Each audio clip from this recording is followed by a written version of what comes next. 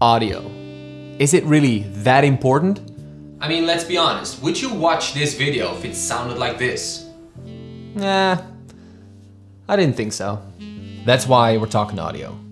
Fifine reached out to me and asked me if I wanted to make a product review about their podcast K690 microphone. I was pretty intrigued because this is the first brand collaboration on this channel.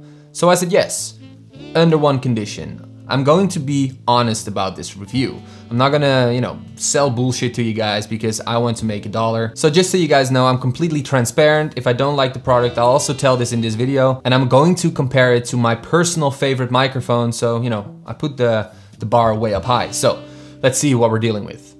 I thought it'd be a fun idea to compare this microphone to the Shure SM7B. The Shure SM7B is one of the, industry standard microphones that people use for podcasts or talking head videos or tutorials, whatever. So I feel like this is a microphone that people want to go towards, people want to get this microphone in the end. But if the Fifine fills a gap in between, it's a very nice, sort of starter pack to get yourself going. It's only $100, it's $400 less expensive than the Shure, so let's see what the difference is. All right, so first off, both microphones are set to cardioid. The Shure SM7B is a cardioid microphone, and the Fifine, I must say, is a microphone that can change the polar pattern. So you have a cardioid, you have an omnidirectional, you have a, I think it is a bidirectional, and a stereo mode. That's pretty cool. It's the dial on the back. So, all right, let's check what the audio quality is. I'm gonna read something from Harry Potter, so yeah, it's gonna be fun. Chapter 1, the worst birthday. Not for the first time an argument had broken out over breakfast at number 4 Privet Drive. Mr. Vernon Dursley had been woken in the early hours of the morning by a loud hooting noise of his nephew Harry's room. "Third time this week," he roared across the table. "If you can't control that owl, it'll have to go." Harry tried yet again to explain. "She's bored," he said. "She's used to flying around outside. If I can just let her out at night." "Do I look stupid?" snarled Uncle Vernon, a bit of fried egg dangling from his bushy mustache. "I know what'll happen if the owl lets out." He exchanged dark looks with his wife, Petunia. Harry tried to argue back, but his words were drowned by a long, loud belch from the Dursley son, Dudley. "I want more bacon." "There's more in the frying pan, sweet Tums," said Aunt Petunia, turning misty eyes on her massive son.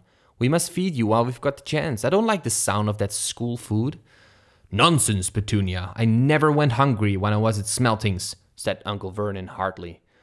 "Dudley gets enough, don't you, son?" Dudley, who was so large his bottom drooped over either side of the kitchen chair, grinned and turned to Harry. "Pass the frying pan." "You've forgotten the magic word," said Harry irritably. The effect of this sentence on the rest of the family was so incredible. Dudley gasped and fell off his chair with a crash and shook the whole kitchen. Well, guess that'll do.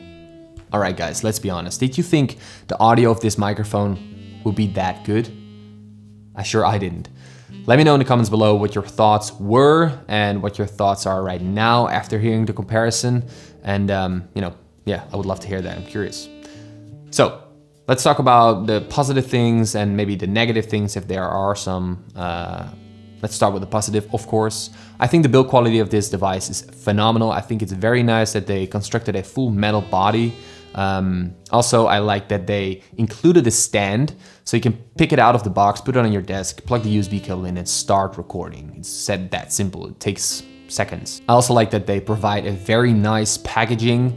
I know, of course, you take it out of the packaging and you just probably throw it away, but it's nice to have the feeling that you ordered a premium product.